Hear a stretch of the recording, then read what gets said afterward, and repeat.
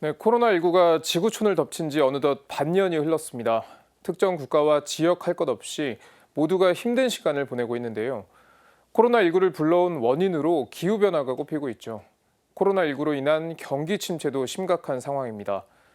정부가 환경도 살리고 경제도 살리기 위해 그린 뉴딜을 추진하겠다고 밝혔는데요. 전은지 기자가 그린 뉴딜을 가톨릭의 눈으로 짚어봤습니다. 코로나19 사태 장기화는 세계 경제에 심각한 타격을 주고 있습니다.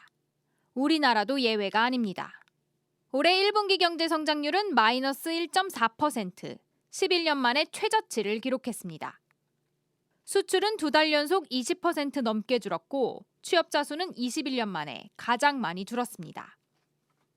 정부가 앞으로 5년간 76조를 투입하는 한국판 뉴딜을 추진하겠다고 밝힌 것도 이처럼 경제 상황이 심상치 않기 때문입니다. 정부는 대규모 투자를 통해 일자리를 창출하고 포스트 코로나 시대의 미래 먹거리를 선점하겠다고 밝혔습니다. 그러면서 한국판 뉴딜의 큰 축으로 그린 뉴딜을 제시했습니다. 저탄소 경제 구조를 만들어 녹색 일자리를 창출하겠다는 계획입니다. 그린 뉴딜을 통해서는 지속 가능 성장의 길을 열어나갈 것입니다. 국제사회의 책임 있는 일원으로 기후변화에 적극 대응해 나가면서 새로운 시장과 산업, 일자리를 창출하겠습니다. 정부가 그린 뉴딜 카드를 꺼내든 것은 코로나19의 근본 원인으로 기후변화가 거론되는 상황과도 무관하지 않습니다. 아울러 성장만 추구해온 신자유주의 폐해에 대한 문제의식도 깔려 있습니다.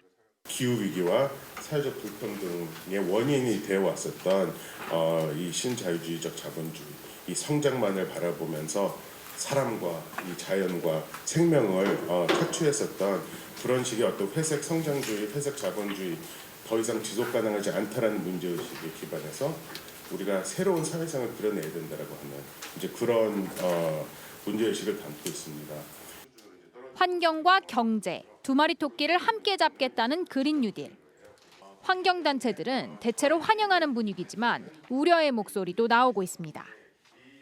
무엇을 위한 어떤 그린 뉴딜인지 구체성이 떨어진다는 지적입니다.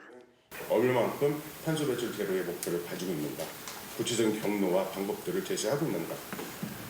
두 번째, 얼마만큼 새로운 과거와 단절하려고 하는 그런 노력을 하고 있는가.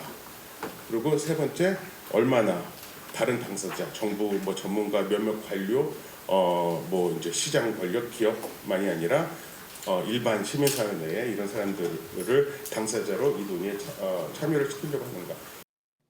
가톨릭 교회는 인류 공동의 집인 지구를 살리기 위해 에너지 전환의 필요성을 강조해 온 만큼 정부의 그린 뉴딜 정책을 관심 있게 지켜보고 있습니다. 특히 프란치스코 교황의 생태 외칙 찬미바두소서 정신을 바탕으로 소비 위주의 생활 양식을 바꾸는 등 생태 영성을 실천하기 위해 노력하고 있습니다. 하지만 기후변화 대응은 신자들의 실천만으로는 되지 않습니다. 공동체의 연대와 정부 차원의 적극적인 정책이 반드시 필요합니다. 기후위기를 막으려는 그린 뉴딜이 당위성을 넘어 성공으로 이어지려면 양적인 투자에 그치지 않고 실질적인 목표와 구체적인 방법이 뒤따라야 할 것으로 보입니다. CBBC 전은지입니다.